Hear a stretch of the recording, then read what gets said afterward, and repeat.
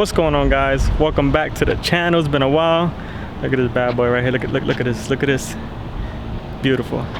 Anyways, so let's get right to it. When I first bought this car, I put a regular generic OBD2 reader on the car, right? And it threw about like 6 codes, I don't know. Set the rear O2 sensors, the passenger front O2 sensor, and then random misfire, right? So I was like, okay, the car was parked for a while, so let me change the spark plugs, let me change the coil packs, right? I did that, and then since the car was too low, by the way, look at the stance, guys. I fixed the stance on the car.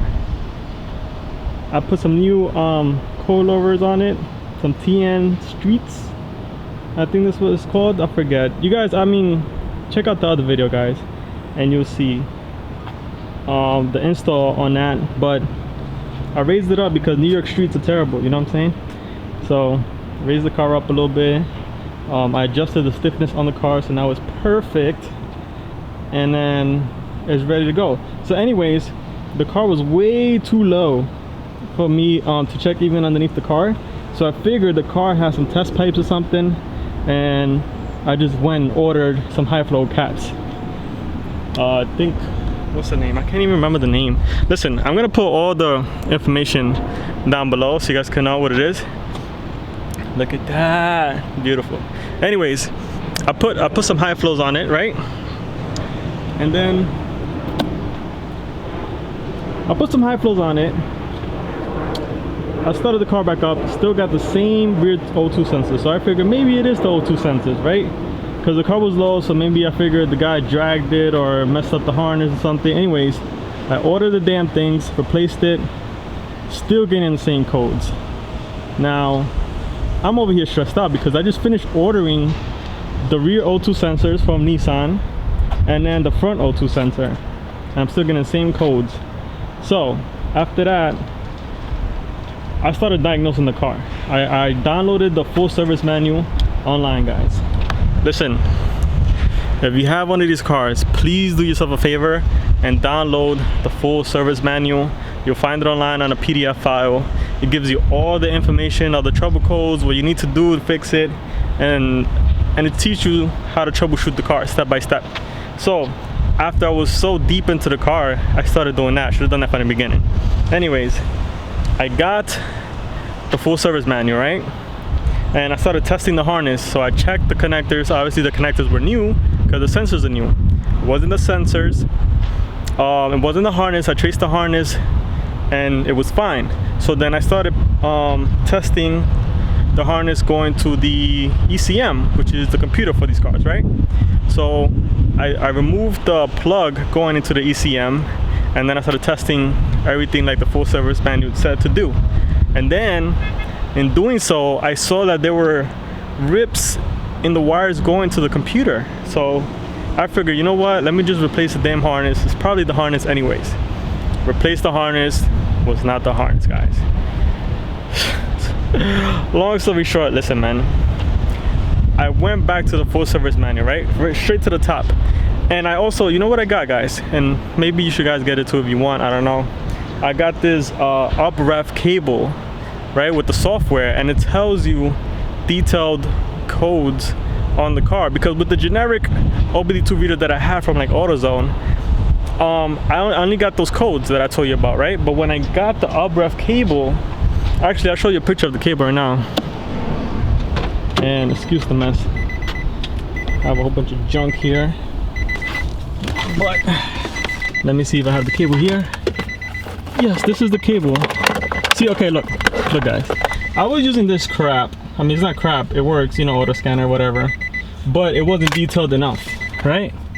So I got the cable, this bad boy here, from a guy online, and I was able to download the software, and then with this cable and the software, it told me that I had a CAN communication line error or issue. So that being said, I went back to the full service manual and I started looking up what this meant, and then it started telling me to do the idle relearn, to to do check the cam position sensor. And listen, I have replaced all this stuff already, so I knew those weren't the issues. I had done the idle relearn, that wasn't the issue. So then I'll even show you guys the picture so you can see for yourselves. But then towards the end it says, if this doesn't fix it, replace ECM. So after all is said and done, this car, the symptoms that it were giving me was, it was stuttering, it was hiccuping. Like when I would accelerate from 1,000, 3,000 RPM, it would like choke, it would bog, it wouldn't go anywhere. It was like something was holding it back, right? And then after 3,000 RPM, it just ripped. It's smooth, idle perfectly, you know, sometimes, but then after driving it again, it'll hiccup, it'll sputter. And at red lights, man, this thing was misfiring. The idle would drop down very low, like it was gonna stall. It was terrible, you know? So all of that, it was none of the things that I replaced. It wasn't the spark plugs, it wasn't the coil packs, it wasn't the throttle body like many people thought it was, and it wasn't the high flow cats either. It turned out to be the ECM. So I'm guessing because the harness was tapped into, maybe he shorted something in the ECM when he did that, and then it just wasn't running properly after that. So the ECM was the issue. I replaced it. I even got one that had the NATS bypass, because when you replace the ECM, you're gonna have to get it recoded to your keys, right? So I didn't want to go through all that stuff, so I got one that had the NATS file, which is what required you to program the keys to the ECM. I got that bypassed, so I just put the used ECM in there, turned it back on, and ran fine, guys. So that's all it was. It was just damn ECM, the computer, you know. So now the car's running good, perfect. Now I just got to get some paint, you know, as you guys can see, you know, just the paint. I gotta get these corner lights. Now the messed up thing is, like, I don't know what this previous owner did, but there's no harness to these corner lights, man. Look at this poor thing. I gotta get it all fixed up.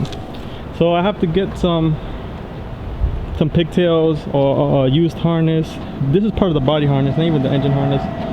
So, and then splice it into and get it in there, and then paint the car. And also the car needs a bunch of crap still. I need a power steering pump. What else do I need? I need some nice tires, some paint. My steering wheel I need to get replaced. Look at this steering wheel, guys. It's all jacked up, man. I don't understand. But anyways, I just wanted to update you guys that if you're having those sputtering and hesitation issues under 3,000 RPMs and rough idle, it could be the ECM, guys. So I'm gonna post up the page on how to troubleshoot it, and you guys can see it for yourself. All right, guys. I'll even try to get the link for you guys for the full service manual and post it if I can. If I can't, just Google it. You'll find it, guys. Don't worry about it. All right. Until next time, guys. Take care of yourself and be safe.